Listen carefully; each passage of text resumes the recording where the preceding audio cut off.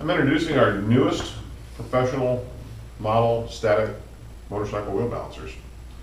They feature a stainless steel rod, two sets of cones. On our cones, we utilize solid brass set screws in order not to gnarl up your rod. Our latest balancers here have a very low stiction bearing.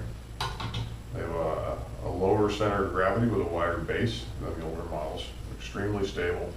They're designed for daily, frequent use. They are somewhat portable. They can be broken down with two screws. You can actually store this in the bottom drawer of your toolbox.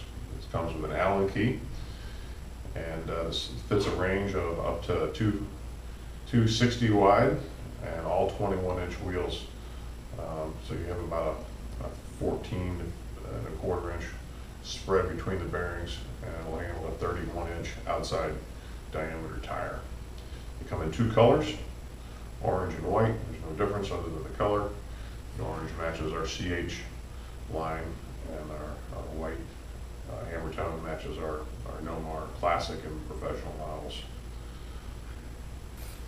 Our balancers have accessories available. We have a large cone adapter for balancing single side swing arm wheels and open hub wheels. It's patented. It has a nylon threaded cone set. Some of these cones are double cup, some are single cup, and there is a combination that will work with all open hub wheels up to 3.5-inch hole.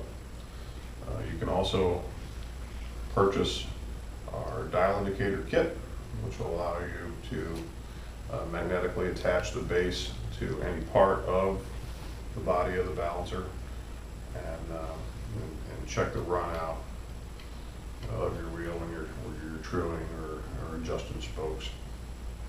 Our monster cones are another accessory item which can come standard with our monster balancer. Our monster balancers are available with either the monster cones or our small and medium cones for motorcycles. The monster cones are designed for automotive and small trucks.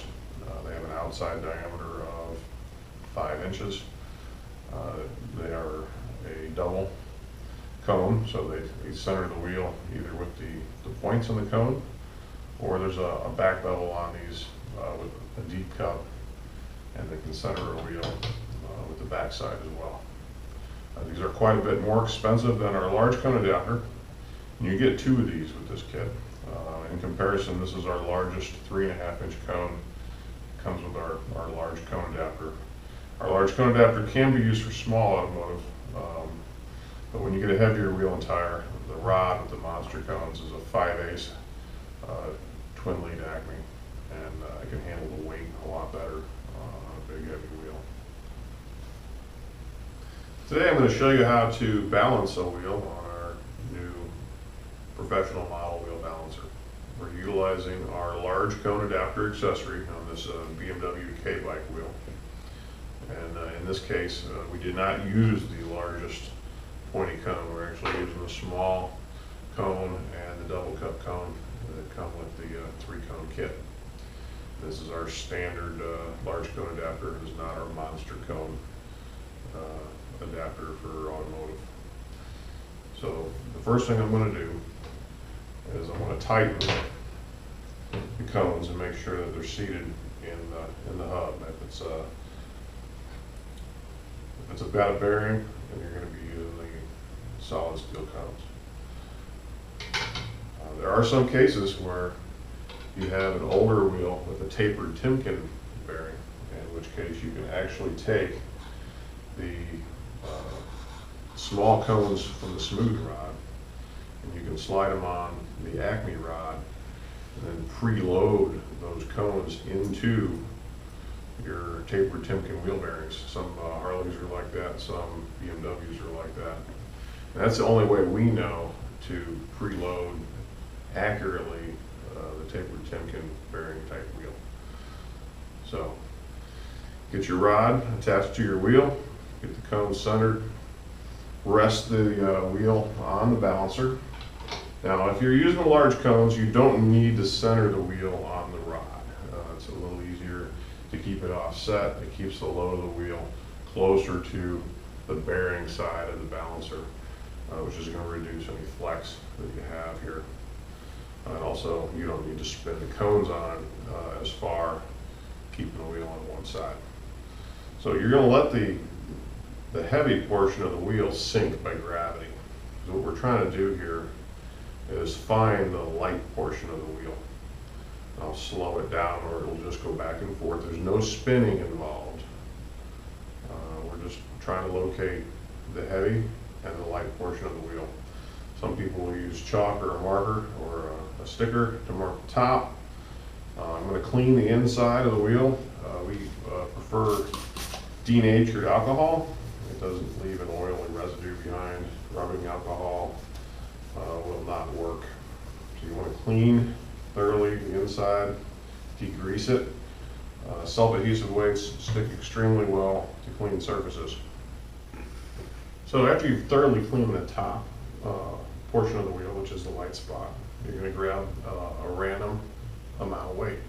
Some people will ask, well, how much weight do I know that I'm going to use? Well, one thing we do know that the faster that this wheel sinks to its heavy spot, it's probably the more weight's going to be required to balance it. If the wheel is moving very slowly up toward the top, you know you're going to use a small amount. So I'm going to start with a fairly large amount. I'm going to start with 4 squares, which is 20 grams in this case. I like peeling back a corner. I'm just going to stick it on the surface that I'm going to be using to attach the weights finally, and turn this 90 degrees and see what it does. If it goes down, you have too much weight. If it goes up, you need to add more. So clearly here, I need to add quite a bit more weight. It's moving pretty rapidly. I'm going to grab 3 more squares. And in my toolbox, I usually keep some test squares just for doing what I'm doing here. We'll try this again. We'll check it at 90, see if it goes up or down. So here, we're still traveling up.